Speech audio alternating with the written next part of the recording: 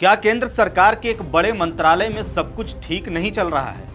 आखिर ऐसा क्या हुआ कि केंद्रीय मंत्री भूपेंद्र यादव के कार्यालय से उनके 3 अहम सहयोगियों को एक साथ हटा दिया गया? क्या यह सिर्फ सामान्य प्रशासनिक प्रक्रिया है या इसके पीछे कोई बड़ा कारण छिपा हुआ है? और कांग्रेस ने पर्यावरण मंत्रालय को प्रवचन मंत्रालय क्यों बता दिया? आइए पूरी खबर को विस्तार से समझते हैं। नमस्कार, द हिंदी टॉप देख रहे हैं आप और मैं हूं आपके साथ जानिसार खान। दरअसल केंद्रीय पर्यावरण, वन और जलवायु परिवर्तन मंत्री भूपेंद्र यादव के कार्यालय में बड़ा प्रशासनिक बदलाव हुआ है। मंत्रालय ने मंत्री के 3 प्रमुख सहयोगियों को उनके पदों से हटा दिया है। इनमें मंत्री के प्राइवेट सेक्रेटरी अमर सिंह और 2 additional private secretary Shailesh Kumar Singh और आयुष शरण शामिल हैं। इन अधिकारियों को हटाने से जुड़े आदेश 3 जुलाई को अलग अलग जारी किए गए। आदेशों के मुताबिक यह कार्रवाई तत्काल प्रभाव से लागू की गई है। सबसे पहले बात करते हैं केंद्रीय मंत्री के प्राइवेट सेक्रेटरी अमर सिंह की।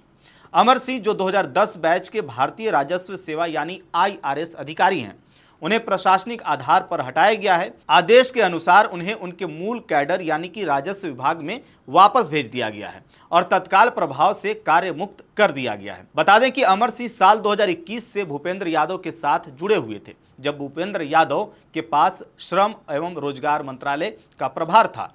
तब भी अमर सिंह उनके निजी सचिव के तौर पर काम कर रहे थे। बाद में 2024 में उन्हें डिप्टी सेक्रेटरी से प्रमोट कर डायरेक्टर बनाया गया था। जानकारी के मुताबिक कार्मिक एवं प्रशिक्षण विभाग यानी कि DOPT के आदेश के अनुसार उनकी नियुक्ति की अवधि सितंबर 2026 तक थी, लेकिन उससे पहले ही उन्हें पद से हटा दिया गया है। वहीं मंत्री कार्यालय के 2 अन्य महत्वपूर्ण अधिकारियों पर भी कार्रवाई हुई है।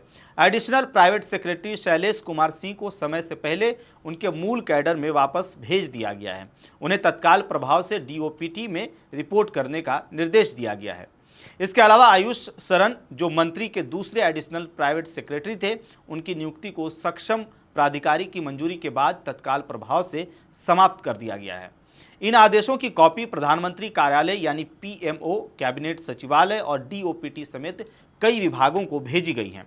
हालांकि इन अधिकारियों को हटाने की असली वजह क्या है, इस पर सरकार या मंत्रालय की ओर से अभी तक कोई आधिकारिक बयान सामने नहीं आया है। लेकिन इस प्रशासनिक फेरबदल के बाद अब राजनीतिक विवाद भी शुरू हो गया है। विपक्षी पार्टी कांग्रेस ने इस पूरे मामले को लेकर के केंद्र सरकार पर हमला बोला है।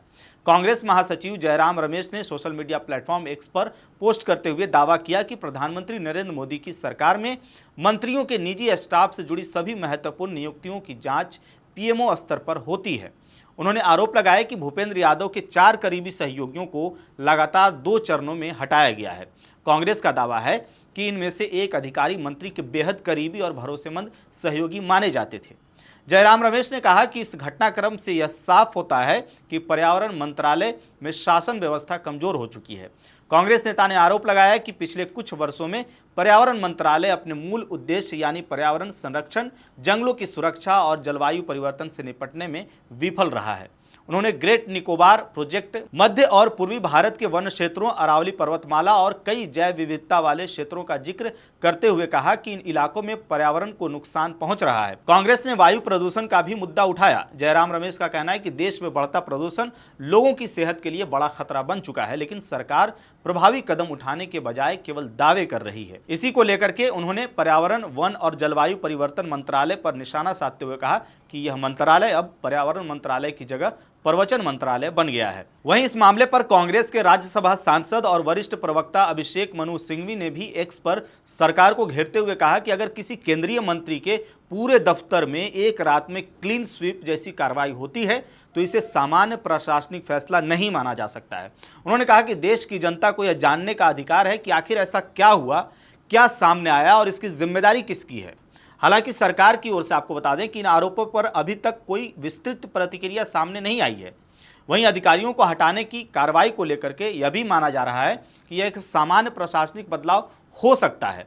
सरकारी विभागों में समय समय पर मंत्रियों के निजी स्टाफ में फेरबदल होते रहते हैं, लेकिन एक बार में कई अधिकारियों पर कार्रवाई को लेकर के विपक्ष लगातार सत्ता पक्ष पर हमलावर है। वहीं इस पूरे मामले पर आपको बता दें कि सबसे बड़ा सवाल अब यही है कि आखिर भूपेंद्र यादव के कार्यालय से इतने अहम अधिकारियों को एक साथ हटाने की जरूरत क्यों पड़ी? क्या यह सिर्फ प्रशासनिक प्रक्रिया का हिस्सा है या फिर इसके पीछे कोई बड़ी वजह है?